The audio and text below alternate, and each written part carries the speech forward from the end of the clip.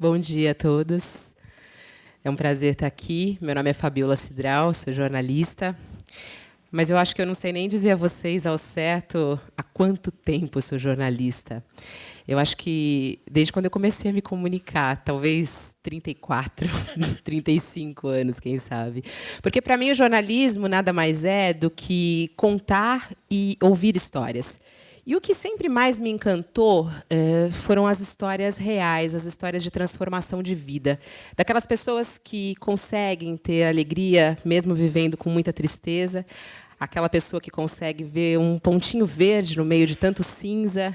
Quem consegue ter um grande sonho, mesmo vivendo um pesadelo. E eu acho que quem me deu esse olhar um pouco otimista para a vida, e principalmente em acreditar na transformação das pessoas, foi a minha vó Emília.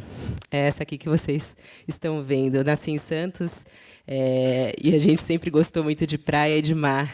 E a avó Emília, ela adorava, a gente passava as tardes inteiras ouvindo e contando histórias. E as histórias que eu mais gostava de ouvir eram as histórias da família dela. Imigrantes espanhóis que chegaram ao Brasil com muita dificuldade, e ela me contava sobre a dificuldade da falta de dinheiro, de você se estabelecer numa cidade, de como era duro tudo isso, viver com tudo isso. E também, claro, as histórias das grandes festas regadas à música, à alegria espanhola que chegava a São Paulo. E tem uma história que me emociona muito, que é uma história de uma boneca de porcelana. A boneca de porcelana é um sonho encantado que fez parte da infância da minha avó e de suas duas irmãs.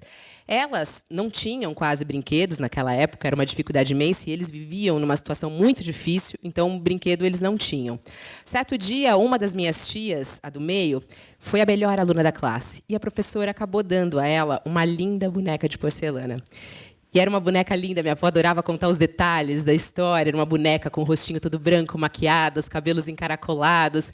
E aquela boneca acabou virando a grande alegria daquela casa para aquelas meninas.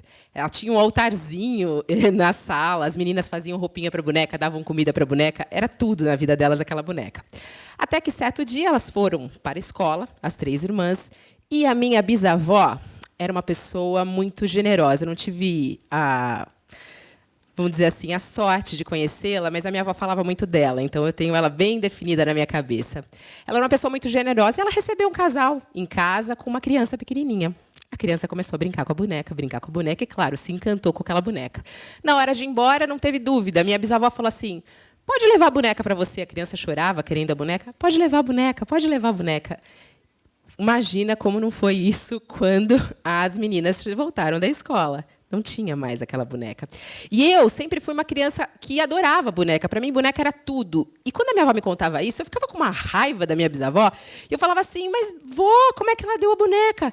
E a minha avó tentava me mostrar o outro lado dessa história.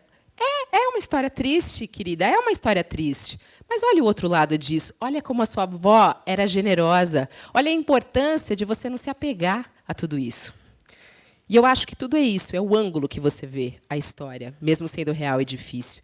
E é esse olhar que eu tento ter todos os dias para a cidade de São Paulo, uma cidade que eu aprendi a amar e uma cidade que eu luto de verdade, todos os dias para que se torne uma cidade melhor.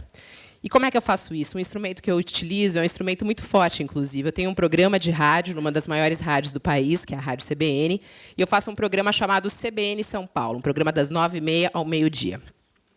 E esse desafio, para mim, de assumir esse programa foi muito grande, porque eu nasci em Santos, estou em São Paulo há 13 anos, aproximadamente, e há 4 que eu faço esse programa. E o que sempre me incomodou foi esse olhar pesado que as pessoas dão para a cidade de São Paulo. A cidade do caos, a cidade do horror, a cidade impossível. E eu, quando assumi o programa, falava assim, mas São Paulo é isso? São Paulo é isso. É isso. Mas São Paulo é só isso? Não. São Paulo não é só isso, porque São Paulo, assim como qualquer cidade no mundo, é feita de pessoas. As cidades são as pessoas. E se as pessoas podem se transformar, se as pessoas têm outros lados, se elas podem se construir de uma maneira melhor, São Paulo também pode. Esse sempre é o meu olhar para a cidade de São Paulo. E é um grande desafio, porque a grande imprensa, no geral, o que ela gosta? de mostrar a destruição da cidade de São Paulo. Então, vamos mostrar sangue, vamos mostrar esse trânsito horroroso, 500 quilômetros de congestionamento, está tudo parado, está horrível. E aí, quando você vem mostrando construção, incomoda um pouco. Então, eu já recebi muitos olhares críticos enviesados e falando que você é uma sonhadora, você é uma idealista, você acredita mesmo que São Paulo pode melhorar? Fabiola, eu acredito, eu sou chata, sou persistente. E consegui. Com 4 anos de programa, eu tenho, não são assim poucos exemplos para mostrar, não. Esse aqui é um programa ao vivo com plateia que a gente fez lá no pátio do colégio, onde a cidade de São Paulo nasceu. E, olha, foram mais de 1.200 pessoas num programa onde a gente falou de mais amor, por favor, por essa cidade. Não é 1, nem 2, nem 3, são centenas de exemplos de pessoas que estão se transformando, e, com isso, transformando essa cidade. São histórias lindas.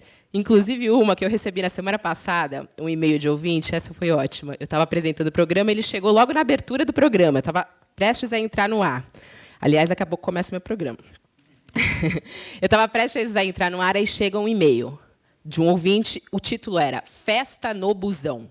Eu fui ler, falei, o que é isso? Festa no Busão. Era um ouvinte que, em plena segunda-feira, horário de pico, ônibus lotado em São Paulo, e ele e outros passageiros que utilizam aquele ônibus todos os dias resolveram fazer uma festa surpresa para o cobrador de ônibus. E por que isso? Porque o cobrador e o motorista são muito gentis, extremamente simpáticos. Eles tratam aqueles passageiros de uma maneira muito diferente. E eles quiseram prestar uma homenagem. Aí eles levaram bolo, salgadinho, refrigerante, suco, tudo para dentro do ônibus, até bexiga. Olha lá. A foto não é muito clara, porque ele tirou no meio da loucura. Imagina, o ônibus lotado, segunda-feira, horário de pico. Eu não tive dúvidas, abri o programa com essa mensagem. Gente, vocês não têm noção do quanto isso contagia a vida das pessoas. Quantas pessoas não me mandaram um e-mail falando que a chegada ao trabalho delas foi diferente por causa dessa mensagem do Alexandre Paixão. Que isso transformou o dia delas. Isso em meio a essa discussão gigante que existe na nossa cidade sobre o uso do transporte público. E aí, na sequência, também, nessa mesma semana, eu recebi um outro e-mail de um ouvinte, de um professor universitário. E ele falava assim, Fabiola, eu resolvi vender meu carro, todos os gastos que eu tinha com o carro, e investir em viagens. E eu duvido, eu quero fazer um desafio aos ouvintes do CBN São Paulo, que se tem alguém mais feliz do que eu, porque eu sou muito feliz sem carro e eu invisto tudo em viagem. E eu achei muito engraçado, li isso no ar, e as pessoas... Eu estou tendo um pouco dessa experiência. Há 4 anos, eu resolvi vender o meu carro. Gente, e não foi fácil. Eu confesso para vocês que eu chorei quando eu vendi meu carro. Porque o carro, para mim, sempre foi um símbolo de independência e liberdade. Eu sempre tive o sonho de ter um carro. Eu comecei a trabalhar muito cedo, aos 12 anos, no comércio dos meus pais, que até estão aqui na plateia. Meu pai tinha uma pizzaria, eu trabalhava lá, e eu, desde pequenininha, sempre quis ser muito independente, viajar o mundo inteiro, conhecer tudo. E eu falava assim, não, porque quando eu fizer 18 anos, eu quero ter um carro, quero ter um carro. Quando eu fiz 18 anos, juntei todo o meu dinheiro, pedi para minha avó querida, a minha outra avó, a avó Maria, um empréstimo, que eu paguei sem juros, claro, ao longo de muitos anos, e eu comprei um carrinho muito velho. E assim foi. E aí eu vim morar em São Paulo com esse carrinho e tudo, e eu achava que aquilo era a minha independência, que aquilo era a minha liberdade. Foi quando eu comecei a perceber que não, andando no trânsito de São Paulo, aquilo não pode ser liberdade, aquilo não pode ser independência. Comecei a modificar minha vida, fui morar perto do meu trabalho, porque eu achava que ali era a única solução de você construir a sua vida sem o carro, não é só você largar o carro. E foi assim que eu percebi que o carro é uma verdadeira prisão. Quando eu vendi o carro, eu saí do meu prédio, eu senti a brisa no meu rosto, eu andei para o lado que eu quis. Para lá, para cá, para frente, peguei um ônibus, peguei um táxi, peguei uma bicicleta, eu saí. Isso é liberdade. E é claro que não é fácil. Outro dia um ouvinte falou assim, vocês estão falando tanto aí do Dia Mundial Sem Carro, nesse domingo agora? Ele assim, um dia sem carro é moleza. Eu quero ver vocês todos os dias sem o carro, que nem eu, que fico 3 horas no trânsito, chacoalhando de um lado para o outro. Toda a burguesia falando, ai, um dia sem carro, que bonitinho. Todos os dias eu quero ver como é. Eu sei, não é fácil, não é fácil. Não é fácil transformar São Paulo, não é fácil transformar a nossa vida. Mas tem muitos exemplos de pessoas que conseguem fazer isso. E o outro exemplo que eu quero trazer para vocês é do Robson Mendonça. O Robson Mendonça é um ex-morador de rua. E uma maneira que fazia ele sair da rua por pelo menos algumas horas ou alguns momentos era a literatura. Quando ele pegava um livro, ele lia e ele conseguia fugir daquela dor e daquela angústia de viver nas ruas de São Paulo. Só que o Robson enfrentava uma grande dificuldade, conseguir livros.